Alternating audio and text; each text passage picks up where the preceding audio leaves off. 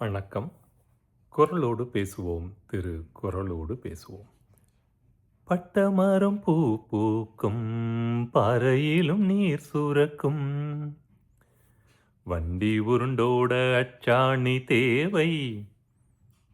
இப்ப என்ன சொல்ல வரோம்? பட்டமரம் பூ பூக்குமா? அதுவும் பாலைவனத்தில் இருக்க பட்டமரம் பூ பூக்குமா? பொதுவாகவே ஒரு மரத்துடைய இலை, கிளை, அதனுடைய தண்டு, மரப்பகுதி எல்லாம் வாடி ஈரத்தன்மை இல்லாமல் ஒரு பருவ காலத்தில் அது முழுதுமாக பட்டு போனதுக்கப்புறம் இந்த மரம் எங்கே போய் தளிர்க்க போகுது, இது எப்படி துளிர்க்கும் வளரும் அப்படின்னு சொல்லி சிலர் வெட்டிடுறதும் உண்டு. ஆனால்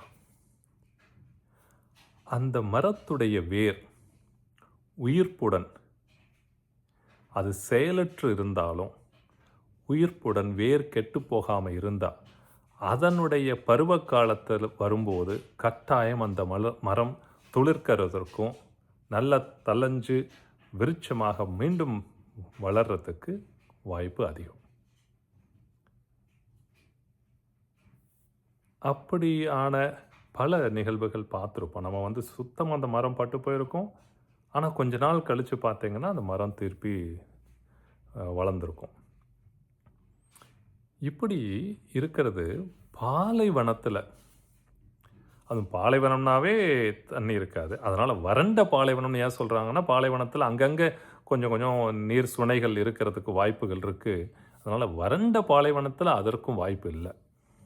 அப்படி பாலைவனத்தில் இப்படி காய்ந்து போன ஒரு மரம் மீண்டும் தளிர்க்க வாய்ப்பு இருக்கா அப்படின்னா இல்லை. அப்படித்தான் ஒவ்வொருத்தருடைய வாழ்க்கையில் உயிர் வாழ்கிறதுக்குமே, இல்லற வாழ்வுக்கு மட்டும் இல்லை, வாழ்க்கைக்கு அன்பு ரொம்ப அவசியம்னு சொல்கிறார். யார்? வள்ளுவர்.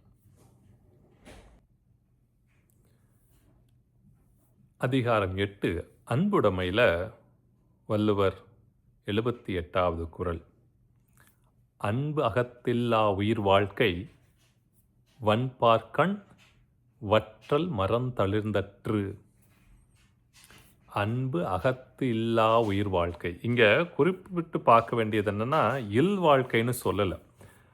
பல இதில் பொருள் எப்படி சொல்லியிருக்காங்கன்னா, குடும்ப வாழ்க்கையில் அன்பு இருக்கிற இல்வாழ்க்கை அப்படின்னு சொல்லியிருக்காங்க. இங்கே உயிர் வாழ்க்கைன்னு சொல்லும்போது தன்னை தான் நேசிக்கிறது ரொம்ப முக்கியமாக சொல்கிறார்.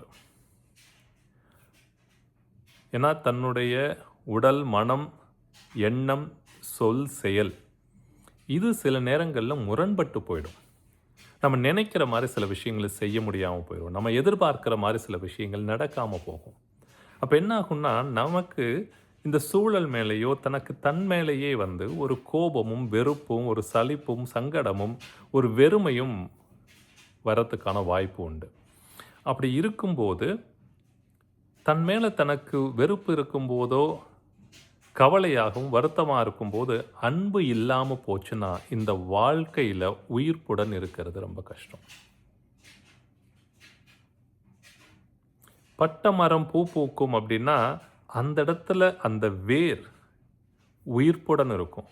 அதாவது இந்த குளிர்காலத்தில் செயலற்று இருக்கிறது, ஹைபர்னேட்னு சொல்லுவாங்கள்ல, அது தன்னுடைய செயல்பாடுகளை, செயலை சுருக்கி கொண்டு உயிரை மட்டும் தக்க வச்சுக்கிட்டு அதனோட பருவ காலத்துக்காக காத்திருந்து மீண்டும் அதை ரொம்ப துளிர்த்து வரும்.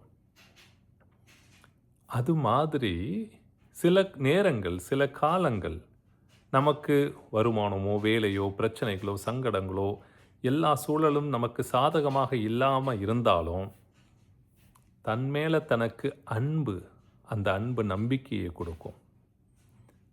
அந்த அன்பானவர்களோடு சேர்ந்து இருக்கும்போது நமக்கு வாழ்க்கையில் ஒரு பிடிப்பு இருக்கும் இல்லையா?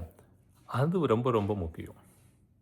அப்படி இல்லாமல் போனால் அதுதான் சொல்கிறார், அன்பு அகத்தில்லா உயிர் வாழ்க்கை. நீங்கள் அன்பு மற்றவங்க மேலே வச்சுருக்க அன்பை பற்றி இங்கே பேசலை. உங்களோட குடும்பத்தினர் மேலேயோ, இல்லை வாழ்க்கை துணை மேலேயோ, குழந்தைகள் மேலேயோ, சமூகத்து மேலேயோ சொல்லலை. தன் மேலே, தனக்குள்ளே இருக்கக்கூடிய உள்ளத்தில் இருக்கக்கூடிய அன்பு இல்லாமல் போனால், அன்பு அகத்து இல்லா உயிர் வாழ்க்கை வன்பார்க்கன் வறண்ட பாலைவனத்தின் பார்வையில் அது வற்றல் மரம் தளிர்ந்தற்று. எப்படி வாடி பட்டுப்போன மரம் தளிர்க்கிறதுக்கு வாய்ப்பில்லையோ, அப்படி அன்பில்லாதவர்களுடைய உயிர் வாழ்கிற வாழ்க்கை உயிர்ப்புடன் இருக்காது அப்படின்னு சொல்கிறார். அப்போ இங்கே புரிந்து கொள்ள வேண்டியது ரொம்ப முக்கியம் என்னென்னா, தன் மீது தனக்கு அன்பாக இருக்க வேண்டியது செல்ஃப் லவ்னு சொல்லக்கூடியது மிக மிக அவசியம். தான் செய்யக்கூடிய செயல் மேலே ஒரு பூரிப்பு, ஒரு நம்பிக்கை, அது கட்டாயம் தேவை. அப்படி இருந்தால் தான் தன்னை சார்ந்தவர்களும் தன்னை நம்பி இருக்கிறவங்களுக்கும் இந்த தன்னுடைய குடும்பத்துக்கோ சமூகத்துக்கோ இந்த நாட்டிற்கோ எதையாவது செய்ய முடியும். அப்படின்னா அந்த அன்பு உள்ளத்தில் இருக்கணும். அதுதான் வண்டி உருண்டோட அச்சாணி தேவைங்கிறதுல என்றும் வாழ்க்கை உருண்டோட 2 அன்புள்ளம் தேவைன்னு ஒரு பாட்டு வரும் இல்லையா? அப்படி திருவள்ளுவர் இவ்வளோ அழகாக சொல்லியிருக்காரு. அன்பு ரொம்ப முக்கியம். அது மற்றவர்களுக்கு மட்டும் இல்லை, தனக்கான வாழ்க்கை உயிர்ப்புடன் இருப்பதற்கும் அது அவசியம் அப்படின்னு குறிப்பிட்டிருக்காரு. மீண்டும் மற்றொரு காணொளியில். நன்றி, வணக்கம்.